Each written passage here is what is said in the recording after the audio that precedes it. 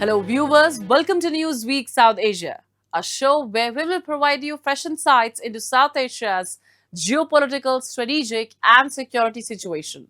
Let's take a look at the headlines first. Baloch activists mark Pakistan's nuclear test anniversary as Black Day. Indian security forces intensify counter-terrorism hunt in Jammu and Kashmir. And terror surges across Pakistan as security crisis deepens.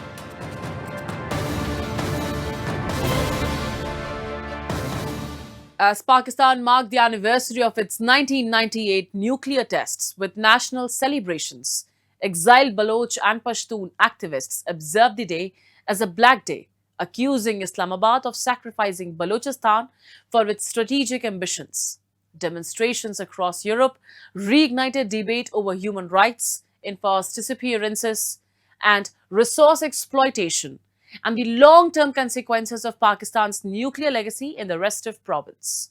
28 years after Pakistan conducted its nuclear tests in the mountains of Chagai, anger continues to resonate far beyond Balochistan. Demonstrations were held in London, Berlin, Amsterdam, Seoul and several other cities where exiled Baloch and Pashtun activists accused Pakistan of turning Balochistan into what they described as a strategic colony for state's military ambitions. Protesters carried photographs of missing persons, banners demanding Baloch self-determination and placards condemning what they called decades of political repression. The demonstrations also highlighted a growing effort by Baloch activists to internationalize their cause and draw global attention to conditions inside Pakistan's largest but least developed province. They say that it's districts by the surrounding desert, but it was not a desert, it was surrounded by the local communities. This mountain where the test is under this mountain, it was around by so many locals. There are villagers who live nearby this district, and it's really impacted the peoples where they were living. And this nuclear test made their lives miserable, and they have cases, and so many children and so many peoples were destroyed by this nuclear test. So this illegal test which Pakistan tested in Balochistan, we really condemn this test, and still they are doing this illegal weaponizing in Balochistan. Activists allege that local communities were never consulted before the tests were conducted and have long complained about environmental degradation, lack of healthcare facilities and underdevelopment in areas surrounding Chagai.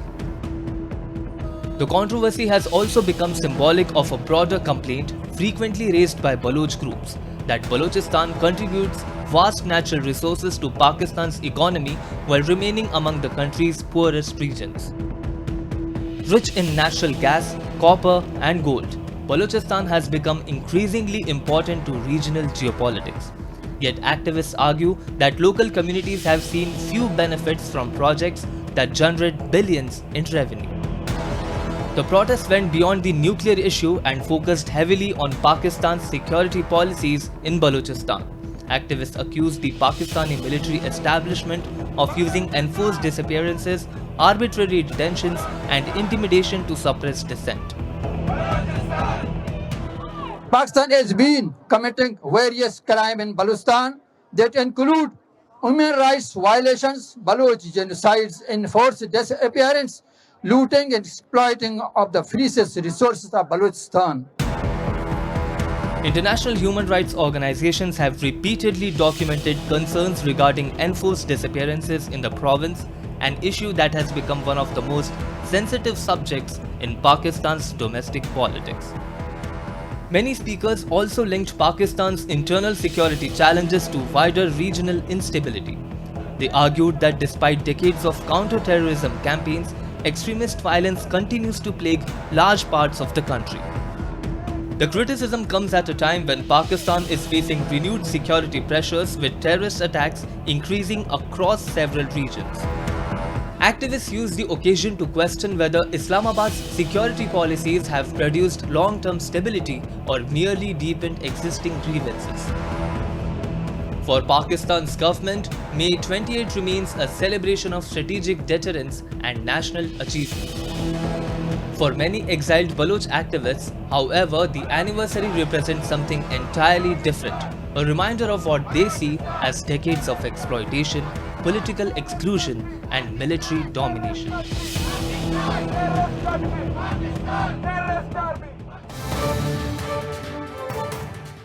Pakistan's security crisis appears to be worsening. A new report shows terror attacks surged by 27% in May, with sharp increases in civilian and security force casualties. Balochistan has emerged as the epicenter of violence, while terrorist groups like TDP continue to challenge the state's authority. What is driving this resurgence, and what does it mean for Pakistan's future stability? To discuss this, we are joined by geopolitical affairs expert Dipankar Sen Gupta. Hello, sir. Welcome to Newsweek South Asia. My first question to you is, terror attacks in Pakistan rose by 27% in May. What does this sharp increase tell us about the country's overall security situation? See, Pakistan's security situation, especially after it interfered in Afghanistan and ensured that Taliban came to power, has been such that after the Taliban seized power, things have been increasingly bad in Pakistan. Whatever they have done to ensure that the Taliban comes to power actually has poisoned the Pakistani polity and Pakistani society twice over. The first poisoning took place during the Afghan Jihad. The second poisoning took place now. And as a result, what has happened is you have a society, parts of which are extremely receptive to violence and violent teachings, and that is today coming back to bite the Pakistanis. So has Pakistan's historical use of terrorist proxies created a security blowback that it can no longer control? It's always been the case. You see, even during the first Afghan Jihad, Pakistan did certain things which poisoned its own polity, its own society. In the second case, I think it has become worse. They expected that when they propped up the Taliban in Afghanistan, they would have what they have always dreamt, strategic depth. Actually, what has happened is the following. You have created a force, TTP, which now insists that the Khyber Pakhtunkhwa is either a part of Afghanistan or it should be an Islamic emirate. Now, where do they get these ideas from? Where have they got their weapons from? And ultimately, the ideas and the weapons have all actually come from Pakistan. So yes, it's a blowback, and the Pakistanis are reaping what they have sowed over decades. Balochistan witnessed a 109% increase in attacks in just 1 month. Why has the province become the most volatile region in Pakistan? There has always been an issue whether Balochistan actually acceded to Pakistan legally. On top of that, the Balochis see that their provinces are bled dry. Atomic tests are conducted in Balochistan against the wishes of the Baloch people. That leads to resentment, and that is why the Balochis have taken up arms. And they get support from practically nobody. The Iranians don't support them. Other side are the Pakistanis, and the other side is the sea. So they have no way to get weapons, but they've procured weapons and they are resisting against the Pakistanis. The solution of this could be very simple, an economic package to Balochistan. But unfortunately, the Pakistan army, which controls everything, are inclined to continue this economic exploitation of Balochistan. What impact could this deteriorating security environment have on Pakistan's political stability and economy?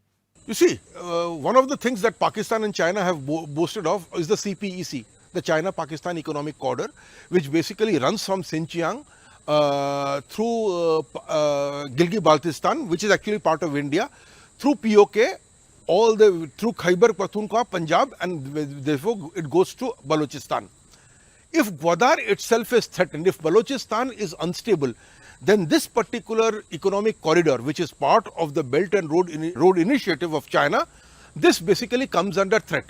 So all this talk about gas lines coming in from Uzbekistan, Turkmenistan, Iran into Pakistan and then going to China, which are Pakistan's fanciful dreams, this will never be reality until Balochistan is pacified. And we have seen for the last 7 decades, the Balochistanis have not been pacified. So I think there is trouble ahead for Pakistan, although Pakistan claims that it's now sitting at the high table. And all in all, this province, which is the largest in Pakistan, but has the fewest people, is ending up undermining and destabilizing all of Pakistan. So, how much responsibility does the Tehreek-e-Taliban Pakistan or TTP bear for the current spike in violence? See, there is no doubt that the current spike in violence is basically because of the TTP. But then you have to ask yourself the question as to why the TTP actually came about. Secondly, you have to basically bring in a new kind of politics. The mainstream political party in Khyber Pakhtunkhwa has always been the Awami National Party. But unfortunately, the Pakistani establishment has always tried to undermine the Awami National Party. It has always tried to undermine secular politics to such an extent that even the ANP is forced to take certain extreme religious positions in this particular regard. When the Pakistani army itself destabilizes politics in Khyber Pakhtunkhwa, forcing even secular parties to take extreme religious positions, then obviously the only winner will be forces like the Tehreek-e-Taliban. And therefore, while you may blame the Tehreek-e-Taliban for the spike in violence in Khyber Pakhtunkhwa, it is the Pakistani establishment and the Pakistani deep state that is ultimately responsible. Thank you so much for giving us your time, sir. India security forces have intensified a major counter-terrorism operation in Jammu and Kashmir's Rajouri district, following intelligence inputs about the presence of suspected terrorists in the region's dense forest belt.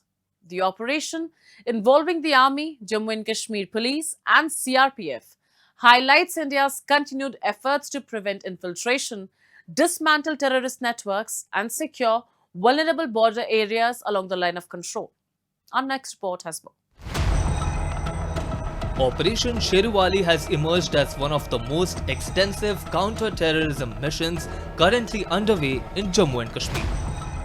The operation is being jointly conducted by the Indian Army, Jammu and Kashmir Police and the Central Reserve Police Force across the rugged forest belts of Rajouri and neighbouring Poonch district.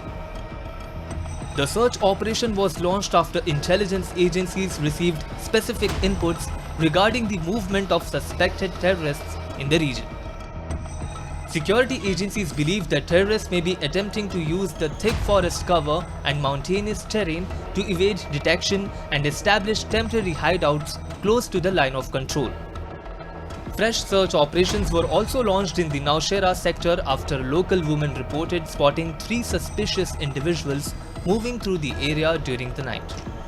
Acting swiftly on the information, security forces expanded the search grid and deployed additional troops to seal potential escape routes.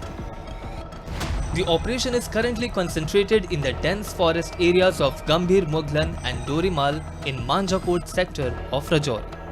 Additional reinforcements, specialized units and logistical support have been rushed to the area to maintain what officials describe as an impenetrable security perimeter. According to security sources, every effort is being made to prevent terrorists from breaking the cordon and escaping towards other forested sectors or populated areas. This shows that, you see, we cannot expect and we cannot let our guard down, because as our intelligence sources are there and we know that there are approximately around 40 to 50 odd terrorists still in these hills over there who have taken shelter, because after Operation All Out that was conducted very successfully in Kashmir Valley and then in the Jammu regions, these terrorists hold up in these high reaches of the mountains, and that is from where they are now sitting in their hideouts and waiting for instructions from ISI. So this shows that apart from the plains, we have to ensure that the hills that are there and these terrorists do not get a chance to escape over to the hills to hide out. The Rajouri-Poonch belt has witnessed several infiltration attempts and terror-related incidents in recent years owing to its proximity to the line of control. Security agencies believe Pakistan-backed terrorist groups continue to explore traditional infiltration routes through the Pir Panjal region to revive terror activities in Jammu and Kashmir. Indian security forces have significantly strengthened their counter-infiltration posture through enhanced surveillance, advanced monitoring systems, and coordinated intelligence sharing mechanisms. The operation also underscores the growing emphasis on intelligence-led counter-terrorism strategies aimed at denying militants freedom of movement and safe havens in remote forest regions. Operation Sherawali shows that two things. One, that India is not ready to allow any terrorist on its soil anymore. Two, these terrorists are not freshly infiltrated ones. They are the ones who are already sitting up in the hills since Operation All Out was carried out in the early late 90s, and total cleansing of the valley was done. So this shows the importance of one, scrutiny and security at the borders. Second, that real-time intelligence from drones, from satellites, from intelligence humans is required to track down terrorists. As Operation Sherawali enters its 10th day, security forces continue combing vast stretches of difficult terrain while maintaining a high state of operational readiness. Officials have indicated that the mission will continue until the entire area is thoroughly sanitized and all suspected terrorist presence is neutralized. The ongoing operation highlights India's sustained efforts to secure vulnerable border regions, disrupt terrorist networks, and ensure long-term stability in Jammu and Kashmir amid persistent cross-border security challenges.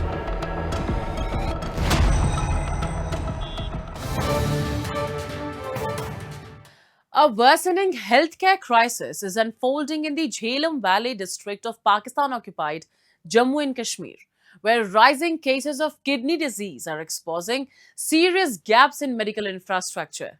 With limited treatment facilities, non-functional healthcare services, and an increasing burden of chronic illnesses, many patients are being forced to travel long distances for life-saving care, adding to their hardship. We have a report. Residents of Jhelum Valley in Pakistan-occupied Jammu and Kashmir say access to quality healthcare remains severely limited despite the presence of government medical facilities. At the same time, cases of diabetes, hypertension, heart disease, and kidney-related illnesses are reportedly increasing across the region. Locals claim inadequate treatment facilities and a shortage of specialized medical services are leaving many patients without timely care, placing additional pressure on an already strained healthcare system. हमारे यहाँ पास district headquarter है और basic health unit भी है चनारी में, जहाँ पे सेहत की सहूलियात वो ना होने के मुतरादिफ हैं। अगर कोई मरीज़ खुदा न खास्ता कोई हादसा हो जाता है तो कोई मरीज़ हादसे का शिकार होता है, जब वो डिस्ट्रिक्ट हेडक्वार्टर हॉस्पिटल पहुँचता है तो वहाँ से उसको रेफ़र कर दिया जाता है। वहाँ पे उसकी ट्रीटमेंट का कोई बेहतर इलाज मौजूद नहीं है और साथ ही साथ में दिन ब दिन जो बीमारियाँ हैं मुख्तलिफ़ किस्म की वो बढ़ती जा रही हैं, जैसा कि शुगर, ब्लड प्रेशर और शुगर और ब्लड प्रेशर की वजह से जो दिल के मसाइल हैं और जो बिलखुसूस इस वक्त पे जो तेज़ी से फैल रहा है गुर्दों का मसला, तकरीबन बहुत बड़ी तादाद में लोग जो है गुर्दों के मसाइल के शिकार हो रहे हैं। जबकि पानी भी आज़ाद कश्मीर में अल्हम्दुलिल्लाह साफ़ सुथरा पानी है क्योंकि ज़्यादातर चश्मों से आता है पानी, और फिर भी उसके बावजूद ग़िज़ा में कोई ऐसा मसला है या फिर जो लोग दवाइयाँ इस्तेमाल कर रहे हैं शुगर की, ब्लड प्रेशर की, उनमें कोई ऐसा मसला है जिसकी वजह से जो गुर्दों के मसाइल हैं वो दिन ब दिन उनमें इजाफा होता जा रहा है, और साथ ही साथ जो दिल के मसाइल हैं उनकी भी जो है शरह वो पहले से बहुत ज़्यादा बढ़ चुकी है। The shortage of dialysis facilities has emerged as a major concern for kidney patients and their families. Although 6 dialysis machines were reportedly donated to the district headquarters hospital. Only 3 are currently operational. With patient numbers exceeding available capacity, many individuals are being referred to Muzaffarabad for treatment, forcing critically ill patients to undertake long and costly journeys for essential medical care. अभी district headquarter अस्पताल है तो यहाँ पे किसी बंदे ने गुर्दों के जो डायलिसिस की जो मशीनें हैं और वो डोनेट की, जिनकी तादाद 6 है और 3 मशीनें जो हैं वो अभी लगी हुई हैं, जबकि मरीज़ जो हैं वो 6 मशीनों के भी नहीं बल्कि 8 मशीनों के हैं, जिनको ये लोग यहाँ से मुजफ्फराबाद रेफ़र इसलिए कर रहे हैं कि 3 मशीनें इन्होंने लगाई हुई हैं और 3 मशीनें अभी वो स्टोर में पड़ी हुई हैं, उनके लगाने की इनके पास जगह नहीं है। अस्पताल इंतज़ामिया जो है वो जो डायलिसिस सेंटर है उसको बड़ा नहीं कर पा रही। ये सब जो है हुकूमत के जो सेहत के हवाले से बिल्कुल तरजीही बुनियादों पर ना होना ज़ाहिर करता है, क्योंकि डायलिसिस का जो मरीज़ है वो एक नाजुक मराइल में होता है और उसको फिर यहाँ से मुजफ्फराबाद, जो कि यहाँ से चनारी से 45 किलोमीटर दूर है, वहाँ पे रेफ़र करना और उसका रोज़ बरोज़ आना जाना उसके लिए शदीद माली और जिस्मानी तौर पर एक अज़ियत का वो शिकार होता है। The situation highlights broader healthcare challenges facing people in Pakistan-occupied Jammu and Kashmir, where residents frequently raise concerns over inadequate medical infrastructure and limited access to specialized treatment. As kidney disease cases continue to rise, locals are calling for urgent improvements in healthcare services, warning that delays in addressing these shortcomings could further worsen the hardships faced by vulnerable patients and their families.